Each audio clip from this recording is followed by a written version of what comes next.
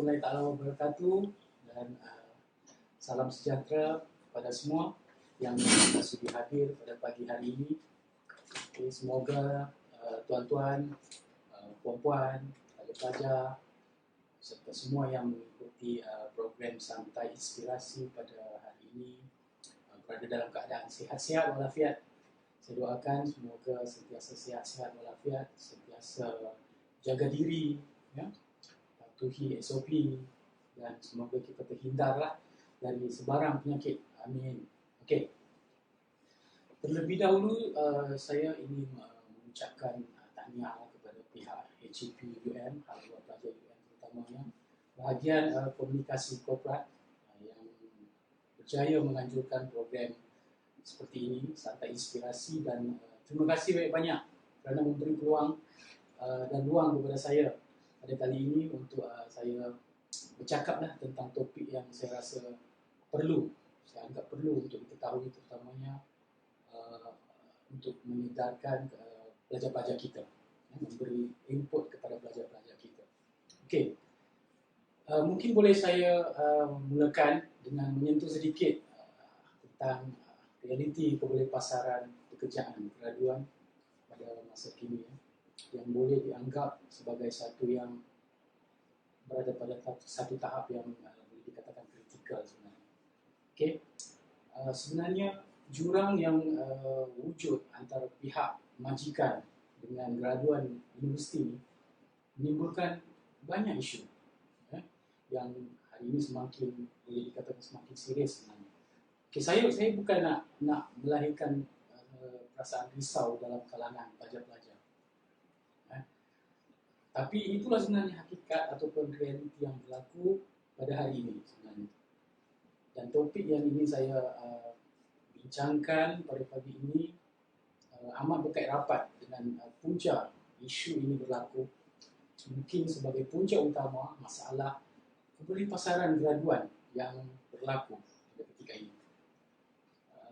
Okey, isu kebolehpasaran graduan universiti, terutamanya graduan universiti tempatan, telah lama sebenarnya ditimbulkan oleh pelbagai pihak.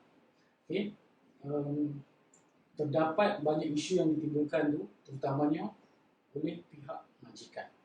Tak kisahlah sama ada dalam bidang profesional, komersial, ataupun sektor industri, mengenai kelemahan-kelemahan graduan tempatan yang kurang kemahiran-kemahiran tertentu. Antaranya adalah seperti kemahiran komunikasi, kemahiran berfikir secara lebih kreatif, kritikal, secara praktikal, kemahiran berkaitan dengan ICT, Information and Communication Technology, dan yang paling utama antaranya adalah cara bagaimana nak berorganisasi.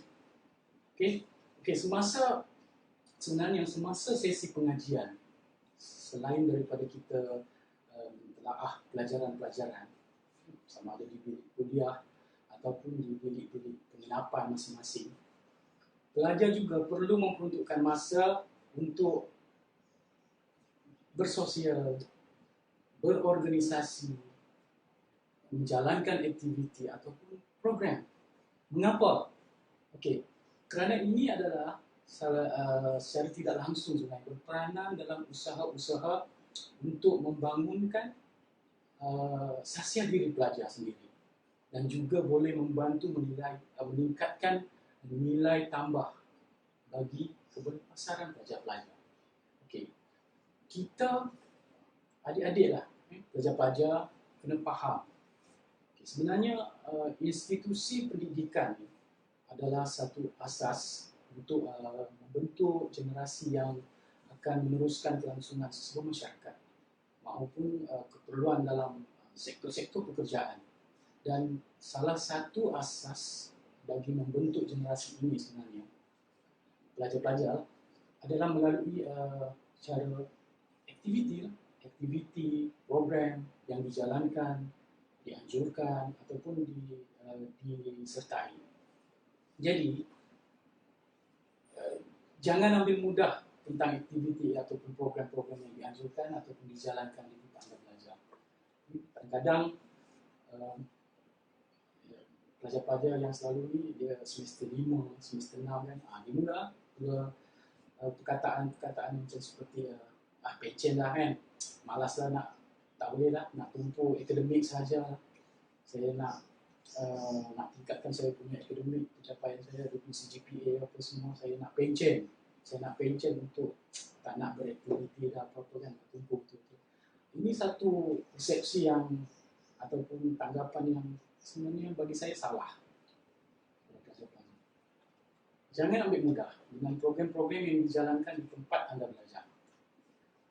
Anda kena sentiasa bergiat aktif dengan organisasi, berpersatuan, menyertai kelab-kelab. Contoh di universiti misalnya. Okay, ada banyak persatuan dan kelab ditubuhkan.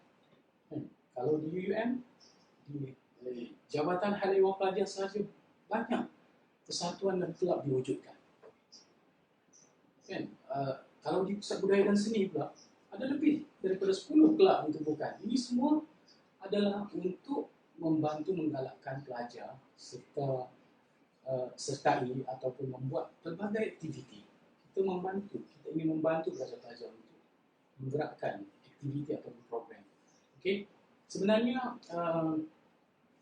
staf-staf di bahagian pentadbiran ataupun di bahagian pelaksanaan, ini maksudnya bukan staf akademik. Sebenarnya banyak merancang dan cuba untuk menggalakkan pelajar-pelajar untuk bergiat aktif dalam pelbagai aktiviti. Ini semua dengan hasrat adalah untuk memberi platform dan ruang kepada pelajar untuk sentiasa aktif lah dan menimba seberapa banyak ilmu melalui pelbagai aktiviti dan program yang dianjurkan dan yang dirancang. Tapi, namun begitu, jika sebenarnya pelajar-pelajar sendiri tidak mengambil kesempatan untuk menyertai ataupun untuk sama melaksanakan program-program tersebut, rugi. Sebenarnya amatlah rugi. Kenapa rugi? Okey. Kenapa rugi? Kerana ini juga adalah sebahagian daripada proses pembelajaran anda yang secara praktikalnya penting untuk anda sertai ataupun lalui. Dia juga boleh dianggap sebagai persiapan demi berdepan dengan suasana alam pekerjaan suatu hari nanti. Penting.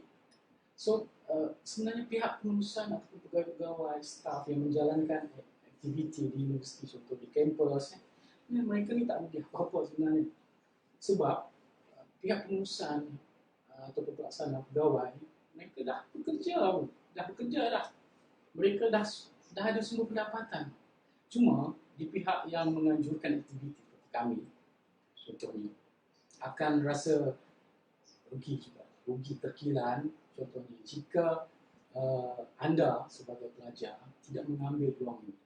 Kan? Semua aktiviti yang kita rancang semuanya untuk pelajar-pelajar bergiat aktif ataupun menjalankan sebarang aktiviti.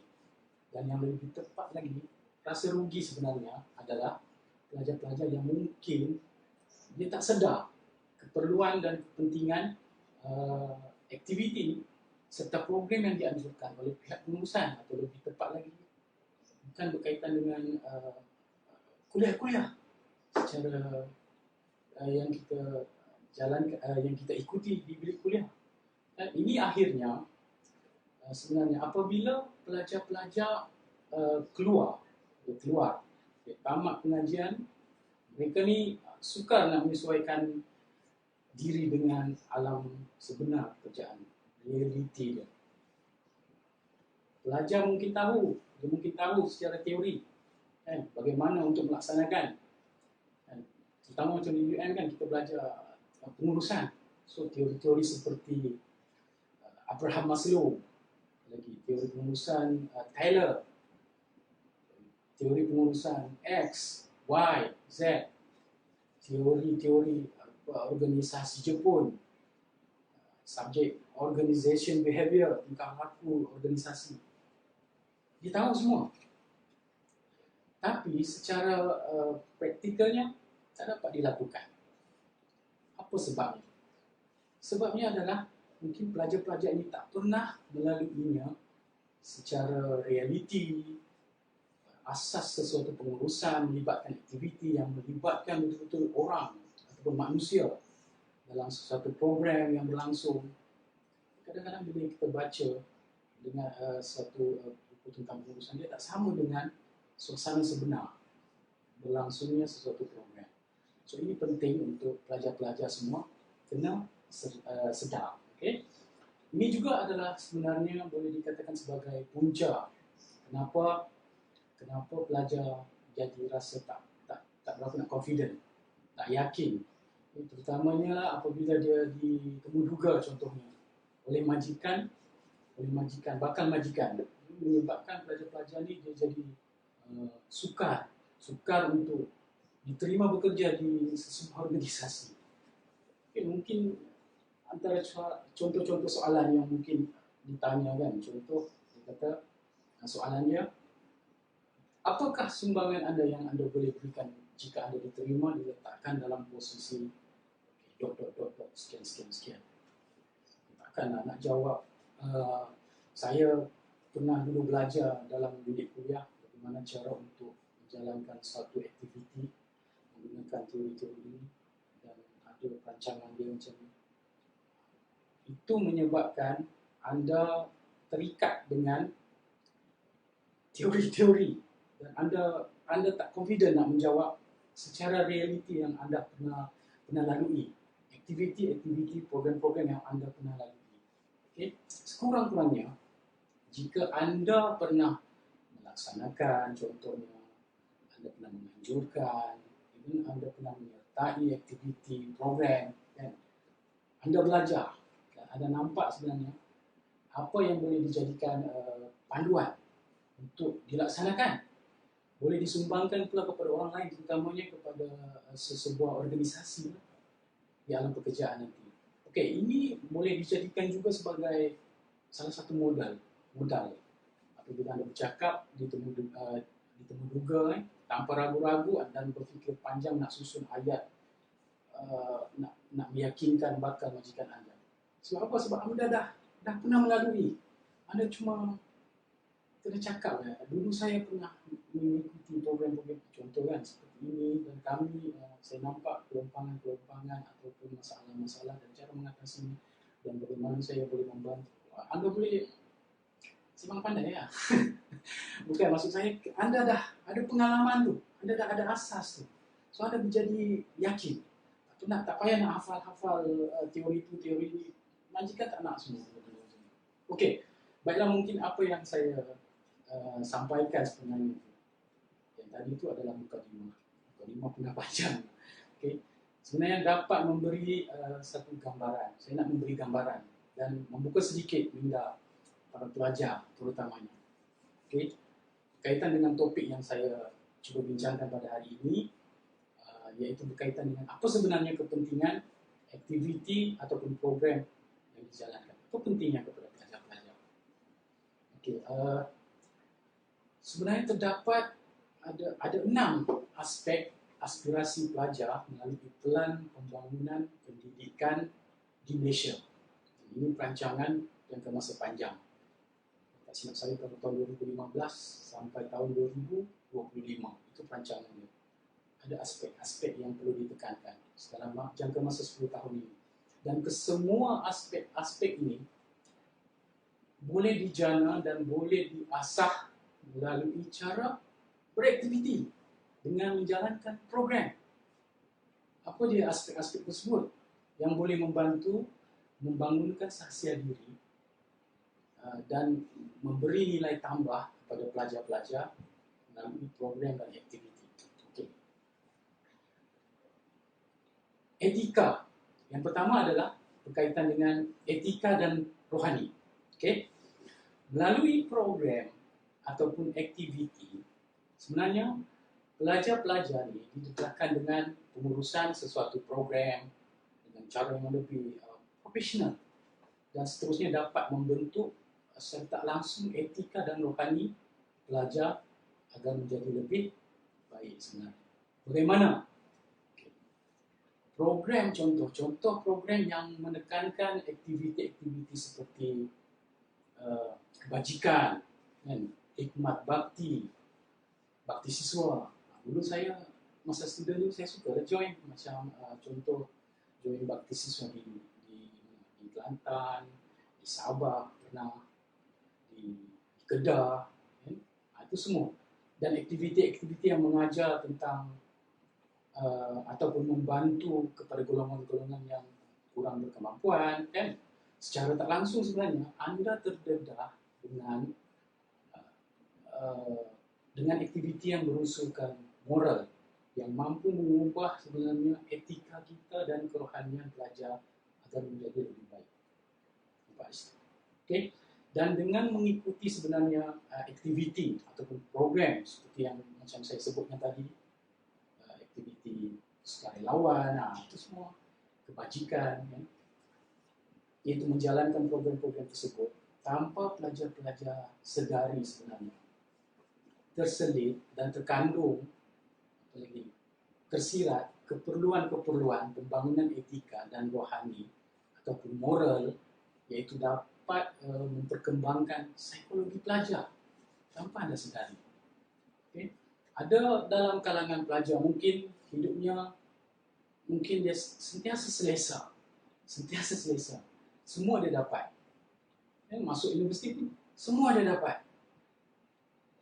Senang, dia rasa selesa. Okay? Termasuklah dengan sekarang ni kemudahan internet, akses internet. Sampai ke bilik, akses internet. Gunakan handset pun senang. Nak cari bahan apa semua senang. Masa zaman saya dulu, sembang sikit. Okey, masa zaman saya dulu, kami nak dapatkan internet, nak pergi ke kafe setiap inasis penginapan kena beratur panjang nak masuk tu giliran. Kadang-kadang bila kita tengok, ini panjang sangat, kita pergi pula kat mall. Kat sana pun sama juga, kena beratur panjang nak masuk dalam web tu. Bila sampai giliran kita pula, kita duduk tu, kita nak akses satu bahan, satu artikel saja, bahan untuk kita nak buat assignment. Loading, ya Allah, kan? Loading dia tulis besar-besar kat situ. LOADING ... 3 titik besar-besar, bertunggu termenung kan. Dalam hati pun cakap lah, ini habis duit aku 5% ni, RM1 dan nak tunggu loadingnya. Sekarang semua senang. Mental masa tu kena kuat. Mungkin semua maksudnya di sini, apa yang saya nak katakan ialah pelajar-pelajar sekarang lebih selesa.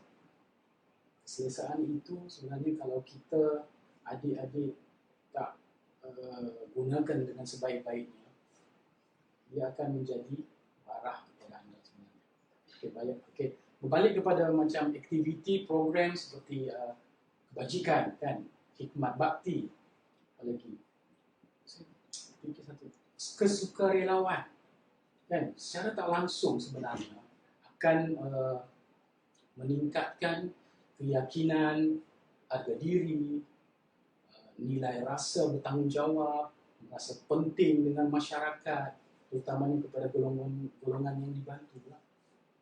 Kalau macam kesukarelawan ni, dia merujuk kepada pelaku macam aktiviti secara sukarela. Dia ada macam kontrak, bayaran kita tak dapat, tapi dia membantu mewujudkan rasa tanggungjawab kekeluargaan, tanggungjawab sosial, atau menimbulkan rasa persahabatan antara sukarelawan dengan golongan yang dibantu mungkin, kan? Dilaksanakan untuk manfaat orang lain, masyarakat keseluruhan maupun organisasi tertentu. Jadi setiap orang yang menjadi sukarelawan ataupun yang mengikuti aktiviti-aktiviti kebajikan, hikmat bakti, mereka ni mungkin juga adalah kerana mereka ni merupakan golongan-golongan yang pernah dibantu suatu ketika dahulu. Jadi mereka tu join program-program tersebut untuk membantu pula orang lain. So, impak positif kepada program-program seperti ini, seperti macam ini, ada banyak memberikan kesan yang baik dalam konteks yang disebutkan tadi macam etika dan kerohanian lah. Ini merangkumi pendedahan seperti pengalaman, secara tak langsung. Ia akan membantu meningkatkan disiplin diri, jati diri, rasa prihatin yang tinggi, mengukuhkan lagi hubungan sosial dalam komuniti, amalan-amalan murni dalam kehidupan kita jana, kecerdasan emosi kita, psikologi mental kita, upayaan untuk menilai sesuatu perkara dengan lebih realistik lah. Kan? Kita meningkatkan rasa hormat orang yang lebih tua, guru-guru kita, sifu-sifu kita yang pernah berjasa kepada kita. Ini jangan. Kita kena jaga bab-bab ni. Guru kita, orang-orang yang pernah berjasa dengan kita jangan abaikan macam tu. Itu satu kesalahan yang besar yang kita akan buat kalau kita tak hormat dengan guru-guru yang pernah berjasa dengan kita. Selain itu mungkin melatih emosi kita, kan, moral pelajar menjadi apabila berhadapan dengan sesuatu masalah. Dia nampak semua, dia join aktiviti, dia nampak semua. Okey, dulu aku selesa, tapi sebenarnya ada orang susah. So dalam masa yang sama dia bentuk sifat rohani kita lebih baik lagi. Kita boleh mempertimbangkan sesuatu perkara itu menjadi lebih baik lagi. Okey, yang kedua, apakah aspek dia yang penting dari segi pembangunan, dari segi aktiviti atau program yang kita ikuti?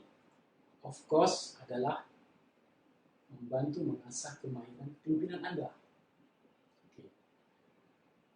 Program-program yang anda jalankan, tak kisahlah sama ada dia berskala kecil, berskala besar, ataupun yang berimpak tinggi, sebenarnya mampu mengasah bakat kepimpinan diri pelajar. Melalui pendedahan, dia bersuara, kan, ketika berhadapan dengan berbagai latar belakang, masyarakat, budaya, sosial, dia berhadapan dengan dia berani cakap, berkomunikasi. Tidak semestinya dengan kita nak kena berpolitik, kan, kita menjadi MVP saja, anda boleh menjadi seorang pemimpin. Melalui program-program ataupun aktiviti-aktiviti yang disertai juga, pelajar juga akan dapat mempelajari cara bagaimana untuk menjadi ketua. Dengan cara mengelola, merancang dan belajar cara pelaksanaan sesuatu program itu berjalan dengan baik sampai sempurna. Silap tak apa. Itulah proses dia. Kita belajar, itulah proses dia. Jika pelajar-pelajar tak melaluinya, tak nak beraktiviti, tak nak join program, tak nak menyertai program, tak nak menganjurkan, so tak adalah proses pembelajaran di situ. Itu yang berlaku sebenarnya. So pengalaman-pengalaman anda secara realiti, anda berdepan dengan sesuatu masalah yang perlu dipikirkan secara kritikal mungkin, anda tidak mengaplikasikannya dalam kehidupan realiti. Okey, setiap program ini sebenarnya banyak memerlukan ahli jawatan kuasa, kan? Betul. Okey, dalam melaksanakan sesuatu program, walaupun tugas yang diberikan, contoh AJK makanan, saya kalau tak AJK makanan saya syok lah. Okey, sebenarnya walaupun AJK makanan sahaja, anda akan belajar bagaimana cara untuk menguruskan tempahan makanan. Anda akan belajar cara untuk deal dengan peniaga contohnya, dengan pembekal. Kalau contohnya bajet tak cukup, anda mungkin akan belajar cara macam mana nak approach, kan, pendekatan untuk nak dapatkan harga yang lebih murah. Bagaimana nak negotiate, anda akan berunding, berusaha nak dapatkan penajaan sekiranya bajet anda tak cukup untuk program tersebut. Itu semua ada proses. Sehinggalah proses penyediaan makanan, semuanya itu adalah pengurusan yang boleh membantu anda menjadi seorang pemimpin. Dan semua proses-proses ini juga mampu membangunkan sifat kepimpinan dalam diri anda tanpa anda sedari. Itu adalah proses pembelajaran anda.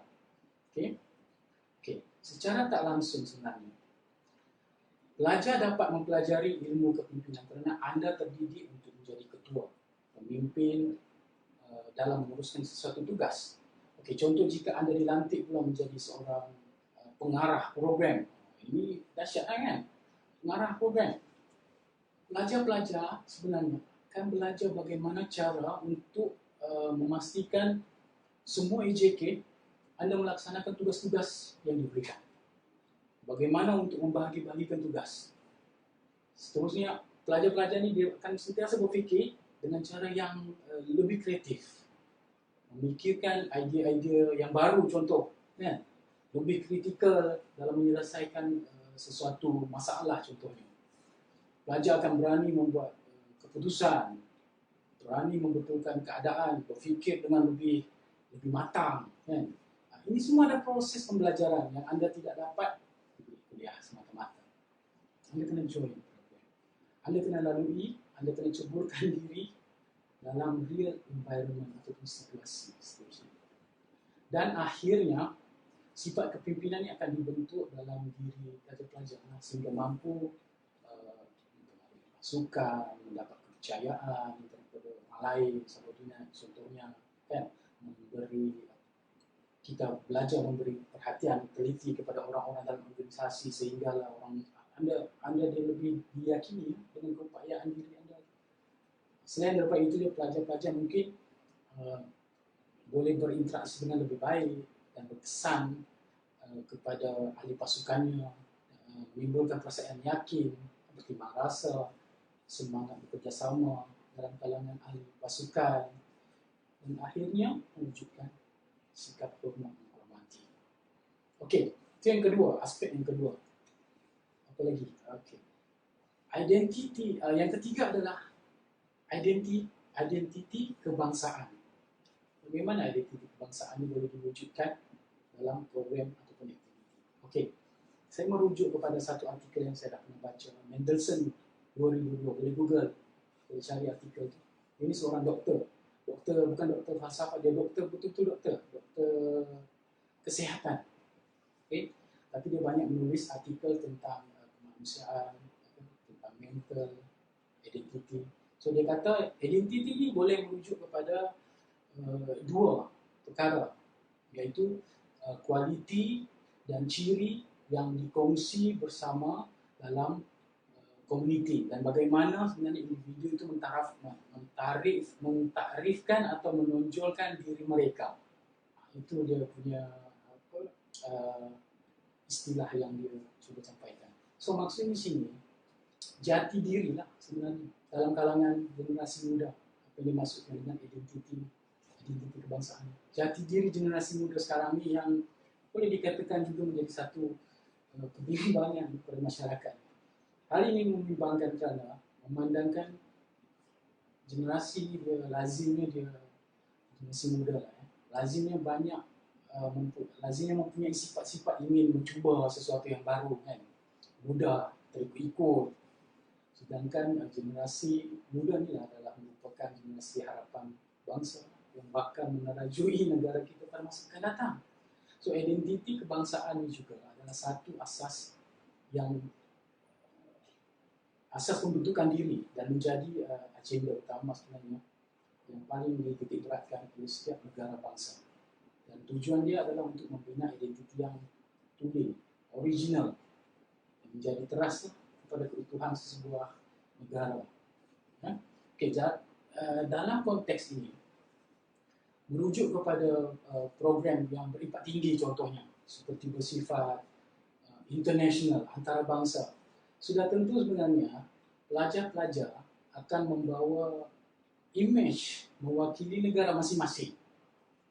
Hal ini akan melatih pelajar secara tidak langsung untuk mempersiapkan diri dengan idea-idea baru, kan? Anda akan dilatih, dibimbing, ataupun mungkin anda melatih diri anda sendiri. Anda belajar melatih diri anda sendiri untuk mempersembahkan identiti yang bakal akan anda tonjolkan kepada pihak luar. Sama ada dari segi mungkin pandangan kita, cadangan kita, best practice, amalan kita, amalan terbaik, sehingga tanpa anda sedari mungkin memberi kesegaran kepada anda tentang rasa bangga dan menghargai diri sebagai seorang rakyat Malaysia. Ini akhirnya boleh dicontohi oleh orang-orang luar contohnya. Dan begitu juga sebaliknya, kita mempelajari sesuatu yang baik daripada orang. Sebagai contoh program aktiviti, sebagai contoh macam contoh program keusahawanan di peringkat antarabangsa. Okay.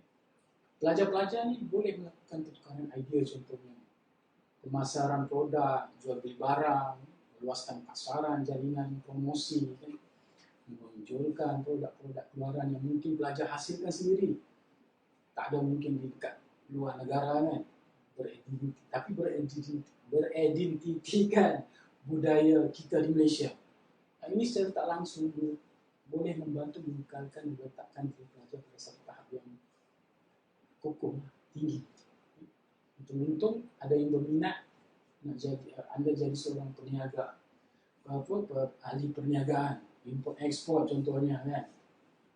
Okay. Melalui program-program seperti ini juga mungkin kongsian idea kreatif pelajar akan membawa identiti kebangsaan yang mungkin sememangnya diperlukan oleh orang luar. Dan ini secara tak langsung sebenarnya dia membantu melahirkan aspirasi mahasiswa lebih berinovatif, berdaya saing. Nampak? That's the program. Okay, selain daripada itu juga, daripada contoh aktiviti-aktiviti kebudayaan dan kesenian yang dijalankan, anda sebenarnya apabila anda join aktiviti-aktiviti seperti ini, anda secara tak langsung dianggap sebagai duta dengan menonjolkan kebudayaan dan kesenian yang mungkin tak diketahui oleh orang luar dan dianggap unik oleh masyarakat luar. Dan ini juga sebenarnya menyumbang kepada rasa bangga dan apresiasi yang tinggi terhadap budaya dan seni sendiri. Kan? Ini akan membantu menguatkan lagi identiti kebangsaan kita dalam diri pelajar, seterusnya menyambung legasi turun-temurun akar budaya kita, kan, menjadi asas kepada jati diri kita yang kukuh, kan. Kita boleh tengok dekat Jepun, kan. Jepun juga, kan. Okey, mereka ni lebih maju. Mereka ni maju dari segi pembangunan, teknologi mereka maju. Tapi dalam masa yang sama mereka masih juga mengekalkan dan menjaga identiti budaya tradisi mereka sendiri. Sehingga kita pun tertarik dengan budaya mereka. Kenapa? Sebab kuatnya identiti kebangsaan mereka. Pegang, mereka pelihara. Okey, seterusnya yang ke berapa dah? Saya pun dah lupa dah. Yang keempat. Apa lagi kita boleh dapat tingkatkan pembangunan sahsia diri? Kemahiran berbahasa kita. Kemahiran berbahasa yang kita maksudkan di sini adalah meliputi kemahiran mendengar, masuklah bertutur, berkomunikasi, kita membaca, masuklah juga menulis. Dengan mengikuti ataupun menjalankan aktiviti-aktiviti dan program, pelajar akan melatih kemahiran berbahasa menjadi lebih baik. Okay. Akhirnya kemampuan anda mampu untuk menonjolkan kemampuan bakat dan keterampilan diri pelajar itu sendiri. Okay. Kemahiran berbahasa ni yang baik sebenarnya dapat diasah jika pelajar-pelajar keraplah mempraktikannya dalam sebuah program contohnya, di mana pelajar secara tak langsung belajar cara berkomunikasi dengan berbagai pihak, kan.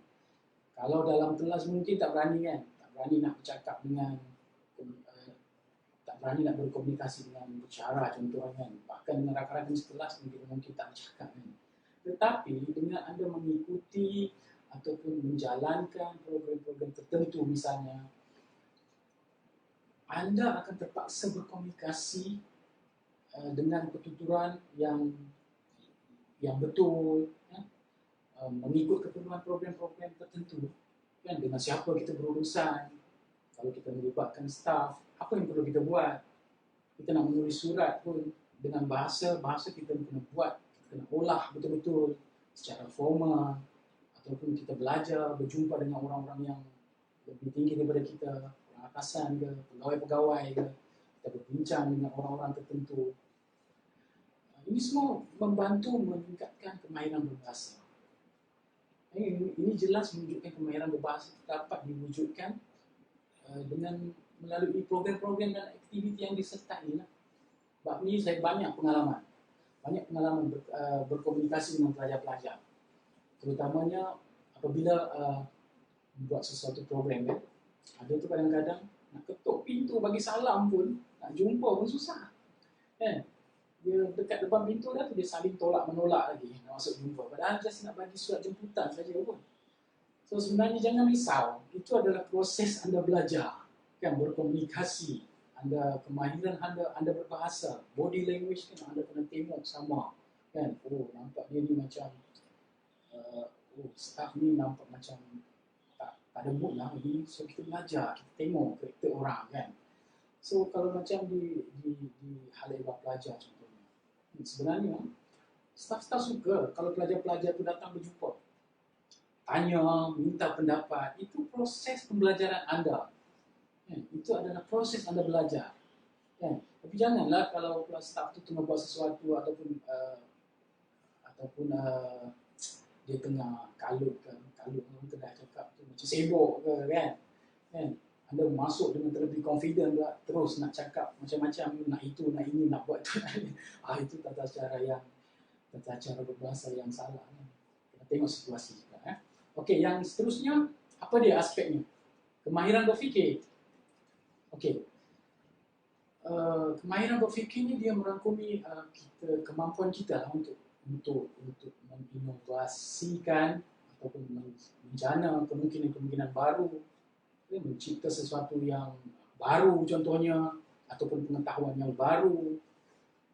Okay. Anda berupaya menganalisis sesuatu maklumat, anda boleh menjangkakan masalah dan mendekati isu-isu tersebut secara lebih kritis, mungkin logik, cari penyelesaian, anda belajar, akhirnya anda boleh membuat keputusan. Itu kemahiran berfikir. Dia juga sebenarnya adalah satu elemen yang ditekankan oleh falsafah pendidikan negara juga, iaitu dari segi perkembangan daya intelek individu lah, melibatkan perkembangan rohani, emosi dia, jasmani dia. Pelajar yang menguasai kemahiran berfikir ni, anda sudah tentu sebenarnya mampu dapat membuat keputusan dengan lebih bijak. Macam contoh pelaksanaan program berimpak tinggi ke, kan, yang ada impak yang sangat besar kepada universiti kan. Itu adalah langkah-langkah yang baik untuk mempraktikkan kemahiran berfikir kepada pelajar. Apalah kalau nak start dulu dengan aktiviti-aktiviti yang kecil, tak apa, janji anda beraktiviti, anda menggunakan masa anda untuk menjalankan program ataupun mengikuti, menyertai, at least anda belajar sesuatu. Jangan duduk saja. Jangan nak fikirkan, nak tingkatkan akademik saja. Yes, of course, itu tujuan kita. Tapi perlu seimbang. Maksud saya sini perlu seimbang. Selalunya apa-apa juga program yang dilaksanakan ni sudah pasti mempunyai masalah-masalah tertentu. Dia ada rintangan dia ada dugaan dia, kan, menjadikan program itu lebih sempurna. Tapi setiap permasalahan yang timbul ini membuatkan pelajar sentiasa berfikir secara kreatif, kritikal, kan? Bagaimana cara untuk mengatasi, menyelesaikan masalah tersebut, kan? Di samping itu juga pelajar-pelajar sebenarnya berupayaan untuk membuat pertimbangan lah, penilaian tentang kebaikan ke keburukan ke sesuatu perkara itu, dari segi tindakan maupun keputusan yang kita ambil, yang adik-adik ambil. Anda akan belajar semua. Okey. Seterusnya yang terakhir adalah pengetahuan. 6 aspek aspirasinya adalah merupakan pengetahuan. Of course, apabila maksudnya pengetahuan di sini dalam konteks ini adalah sesuatu yang anda ketahui, seseorang ketahui ataupun pelajar-pelajar ketahui melalui sumber-sumber informasi, pengalaman, idea, kan, diperolehi dalam sesuatu aktiviti ataupun program lah. Program-program yang anda sertai, sama ada sebelum ke, selepas ke, secara formal ke, secara tak formal ke. Ini mungkin sebelum ini anda tak pernah ketahui. Dan apabila anda, pelajar-pelajar ni, selalu didedahkan dengan berbagai jenis aktiviti ataupun program persekitaran yang baru, tahap pengetahuan pelajar tentang sesuatu perkara akan dapat lebih berkembang lagi sebenarnya. Anda akan lebih berkembang lagi sebenarnya. Okay? Secara tak langsung membantu meluaskan pengetahuan Anda sebagai pelajar tentang sesuatu perkara yang mungkin baru pada Anda. Jadi untuk mendapatkan ilmu-ilmu pengetahuan ini yang lebih luas lagi, pelajar-pelajar digalakkan sangat-sangat untuk mendapatkan ilmu-ilmu ini dengan cara menyertai berbagai aktiviti dan juga program. Okay, sebagai contoh, Ustaz Burhanuddin sendiri. Okay, Anda tak pandai bermain muzik, kan? Tapi Anda join sebarang aktiviti berkaitan dengan muzik. Ini seperti membantu menguruskan, Anda mungkin boleh Anda boleh membantu menguruskan kumpulan muzik tersebut. Anda tak pandai main, tapi Anda minat dengan muzik. Anda cuba jadi pengurus kumpulan muzik itu. Anda sedikit sebanyak akan mempelajari dan dapatlah mengetahui sekurang-kurangnya bagaimana persiapan dia, bagaimana latihan yang mereka jalankan, apa masalah-masalah yang mereka hadapi, cara mereka mengatasi masalah tersebut, kan? Bagaimana mereka membuat rakaman muzik, cara mereka berkomunikasi untuk menghasilkan suatu persembahan yang baik, kan? Ini secara tak langsung akan memberi ilmu pengetahuan lah, atau sekurang-kurangnya Anda memahami sedikit selok-belok tentang bidang muzik, walaupun Anda tak tahu tak tahu bermain muzik. Nampak tak situ kalau kita join activity? Kisahlah kalau tarian ke, teater ke, Anda belajar, kalau tak pandai berlakon, Anda tak pandai menari, Anda berada di belakang tabir, membantu menguruskan. Kan? Anda belajar satu-satu bahagian, produksinya, bagaimana nak promosi untuk persembahan tersebut. Itu semua adalah proses. Saya tak langsung memberi pengetahuan kepada Anda. Dan mungkin juga sebelum ini, Anda hanya melihat sesuatu persembahan itu berjalan dengan lancar, kan, nampak perfect, kan. Namun Anda tak tahu, Anda mungkin tak mengetahui apakah yang berlaku di belakang tabir. Menguruskan sesuatu konsep, contohnya persembahan, pelaksanaan sesuatu majlis, sama ada formal atau tak formal. Ini semua adalah ilmu yang tidak mungkin Anda perolehi sebaik-baiknya dengan hanya membaca buku tentang pengurusan sesebuah majlis ataupun persembahan. Adik-adik kena turun pada join activity, join program tu. Ya? Dalam situasi PKP sekarang ni pun, kan? Apa yang kita dapat? Apa ilmu yang kita dapat? Maksud saya sendiri. Kita tak pernah pun menjangkakan aktiviti ataupun program terpaksa banyak dijalankan atas talian, online. Selain daripada menghadiri kuliah secara atas talian, menjalankan aktiviti secara atas talian juga sebenarnya memberi sumber pengetahuan yang baru kepada kita. Maksud saya sendiri, saya belajar benda-benda baru tentang teknologi. Kita nak guna online, ini terpaksa kita belajar. Tapi kalau kita gunakan teknologi itu semata-mata untuk menghadiri suatu kuliah sahaja, rugilah kita tak explore, kan? Banyak benda kita boleh buat. Kita boleh buat program macam-macam, kan?